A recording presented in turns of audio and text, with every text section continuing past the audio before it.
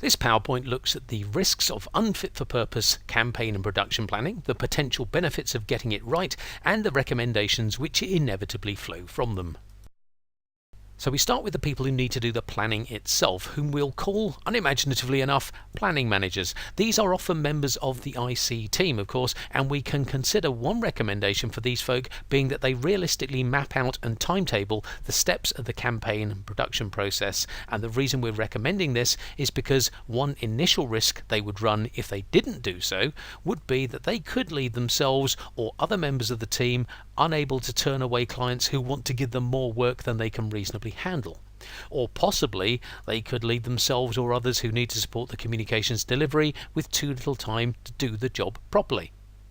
If people are given too little time to do their part of the production process, there's always a risk that the production could fall behind schedule, and that in turn could create backlogs in other communications these people have to work on. And this can lead in a couple of directions.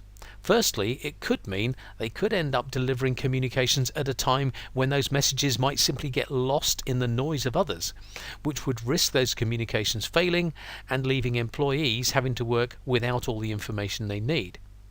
It would also make it almost inevitable the communications would need to be repeated unless they related to a short-term issue and the moment is lost.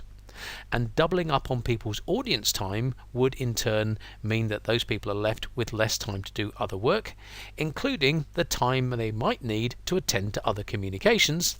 They could again be working without all the information they need. And of course, it could sometimes mean doubling up on the production budget as well. Now, creating backlogs can also mean that these or other communications may end up being delayed. So employees who are relying on those communications may once more end up having to work without all the information they require.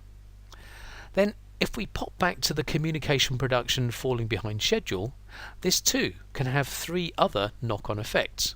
Firstly, it may result in external suppliers having to deliver rush jobs, which can sometimes cost more, so that can increase the risk of consuming more budget than necessary.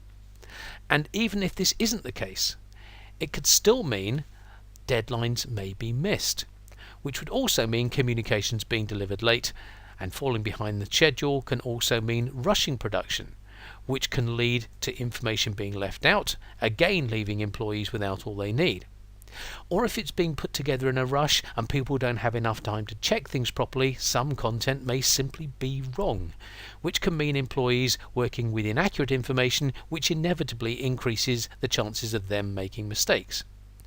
Delivering inaccurate content also runs the risk of compromising the communicator's credibility, such that some employees may be less inclined to listen to what that communicator has to say next time, again potentially leaving those employees without all the information they need. And of course, if people are having to rush the production, the specialists who are doing that rushing can become more stressed, increasing their chances of burnout. A second recommendation is that planning managers need to get agreement to their production schedule from all the parties who need to deliver it, because if they don't, they may end up asking people to meet unrealistic deadlines, which can also feed into communicators being left with too little time to do their job. A third recommendation would be that they ensure their realistic deadline slots into an appropriate place in the employee outcome calendar, so they don't end up delivering communications at a time when the messages might get lost in the noise of others.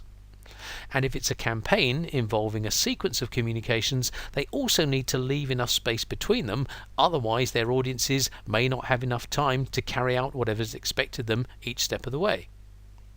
There is a second group of people involved in the production planning as well.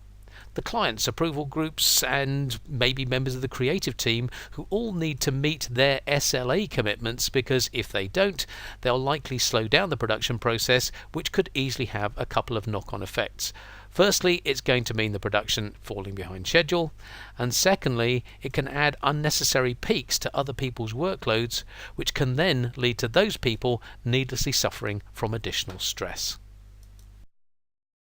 We can now look at the potential benefits of following the recommendations. So if planning managers are mapping out and realistically timetabling the production process, they could end up being better able to turn away work they can't reasonably handle and leave themselves and others who need to support the communications delivery with enough time to do the job. That way, the production process is more likely to keep to its schedule, which, if it can in so doing avoid asking suppliers for last-minute rush jobs, can help keep down the production costs and give the organisation a better chance of using its IC budget efficiently. Another benefit of the production process keeping to its schedule is that, well, the delivery deadline is more likely to be met, so the communication shows up when the audience need it, and so they are more likely to be working with all the information they need. The communication is also less likely to be rushed, and fewer things are likely to be missed, which can not only help ensure the information is complete, but also that it's accurate, which can help underpin the communicator's credibility, have employees more likely to pay attention to them in the future, and add yet another possibility of having everybody being as well informed as they need to be. And of course, if the information is right, employees are more likely to be working with accurate information and to get their work right as a result. Keeping the production process to its schedule should also help avoid bottlenecks, which may help other communications to arrive on time and also make it more likely that these communications arrive with their audiences when those employees have enough headspace to pay attention to them, which can then make it more likely those communications would succeed first time, so employees are more likely to be working with complete information and those communications will be less likely to need repeating.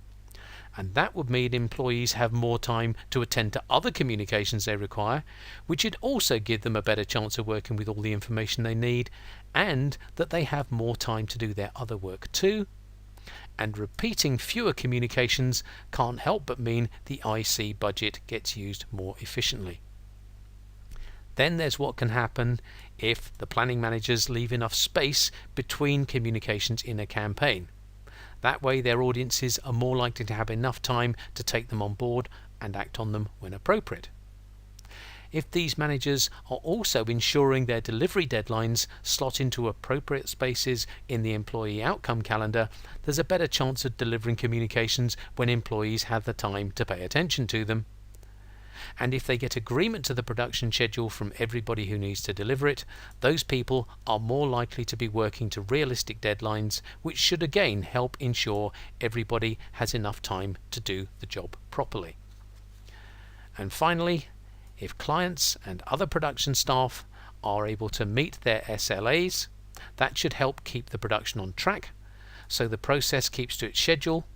They can avoid needless peaks in each other's workloads, reduce the likelihood of stressing each other out, and reduce the possibility of burnout. So how does all this fit with the Code of Practice? Well, apart from the responsibility and authority recommendation, there are 5 others in the planning section. First off, planning managers should be realistically mapping out the production steps so the deadlines are viable, which is covered by recommendation 2.1.1. Leaving enough space between communications in a campaign so audiences have time to act on them is recommendation 2.1.2, and slotting the deadlines into the employee outcome calendar is covered by recommendation 2.2 and recommendation 5. Getting the plan agreed and signed off by everybody who needs to deliver it is covered by recommendations 3 and 4. And the final recommendation is for the clients and anyone else involved in the production who need to meet their SLAs, which is taken care of by recommendation 6.